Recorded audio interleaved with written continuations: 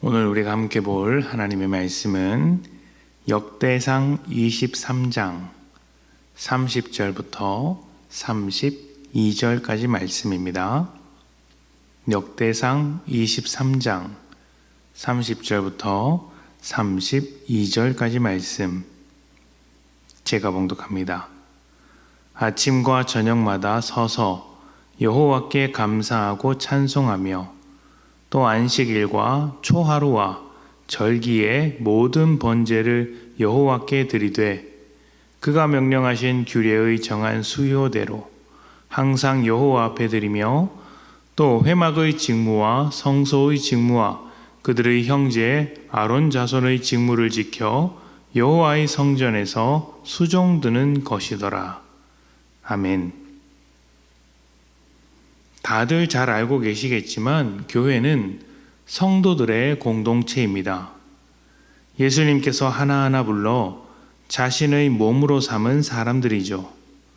우리는 모두 예수님의 손과 발이며 심장과 혈관입니다.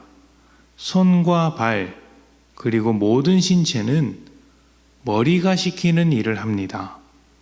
그래서 교회가 모였을 땐 주님의 뜻을 따라 하나님께서 기뻐하시는 삶을 살아야 하고 예수님의 복음을 전하는 일을 해야 합니다.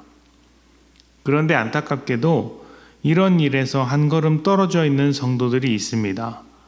예수님의 손과 발이 되어야 할 성도들이 마치 자신은 손과 발이 아닌 것처럼 백화점에 물건을 사러 온 고객처럼 행동할 때가 많습니다. 어떻게 할까요? 교회에 오면 비판적인 눈을 뜨고 이곳저곳을 들여다봅니다. 교회 문 앞에서 인사는 제대로 하는지, 찬양은 은혜로운지, 설교에는 감동이 있는지 봅니다. 또 점심 식사에 밥이 잘 되었는지도 따지죠. 사역에 대해선 이건 좋고 저건 별로라고 이야기합니다. 성도들과의 관계에서도 자기 마음에 드는 사람과 들지 않는 사람을 구별하죠.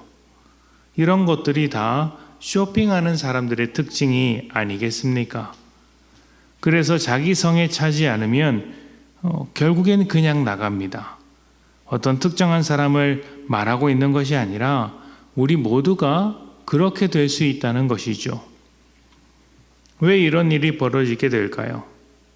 교회가 예수님의 몸이라는 사실을 모르기 때문입니다. 예수를 믿는 우리가 예수님의 손과 발이라는 사실을 몰라서 이런 일이 벌어지는 것이죠. 머리로는 알아도 삶으로는 모르는 것입니다. 우리는 대접을 받기 위해 모여든 것이 아니라 은혜를 나눠주기 위해서, 그리고 주님의 뜻을 따라 살기 위해서, 또 하나님께서 기뻐하시는 일과 복음을 전하기 위해서 모였습니다. 교회 안에서 우리 모두 역할이 있다는 것이죠. 그래서 자기 역할을 열심히 하는 사람일수록 다른 사람을 비판하거나 평가하지 않습니다. 왜냐하면 결과와 상관없이 자기 역할을 하는 것이 얼마나 훌륭한 것인지를 알기 때문입니다. 사역을 할 때도 관계를 맺을 때도 스스로를 평가할 뿐 다른 사람에 대해선 쉽게 결론 내리지 않는다는 것이죠. 오늘 말씀은 늙은 다윗이 왕위를 물려주면서 나라를 재편하는 모습이 나옵니다. 그 중에서 레위인들은 성전에서 해야 할 새로운 임무를 받는 장면입니다. 여러 사람이 함께 힘을 모아 하나님께 제사하며 예배하는데 각자의 역할이 있다는 것이죠.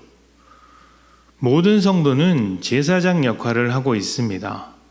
목회자나 몇몇 직분자들만의 교회가 아니라 모든 성도가 함께 맡아야 할 역할이 있다는 것이죠. 왜냐하면 우리는 예수님의 손과 발이기 때문입니다.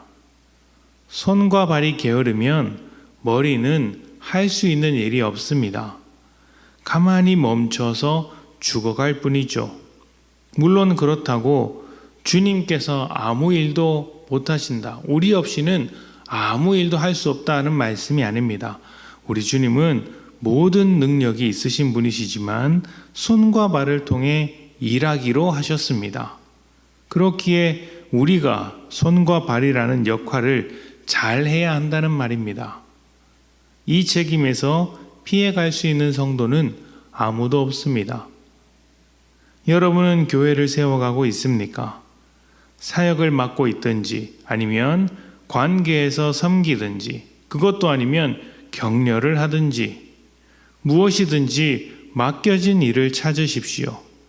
평가하는 사람이 되지 말고 평가받는 사람이 되어야 합니다. 평가는 하나님께서 하시기 때문이죠. 하나님께서 하실 평가 앞에서 예배드리는 자로, 섬기는 자로, 하나님께 삶을 드려 주의 뜻을 이루는 자로 살아갑시다. 예수님의 손과 발이 되어 하나님의 일을 하고 복음을 전하며 성도를 세워 교회를 온전하게 하는 복된 여러분 되시기를 축복합니다. 함께 기도합시다.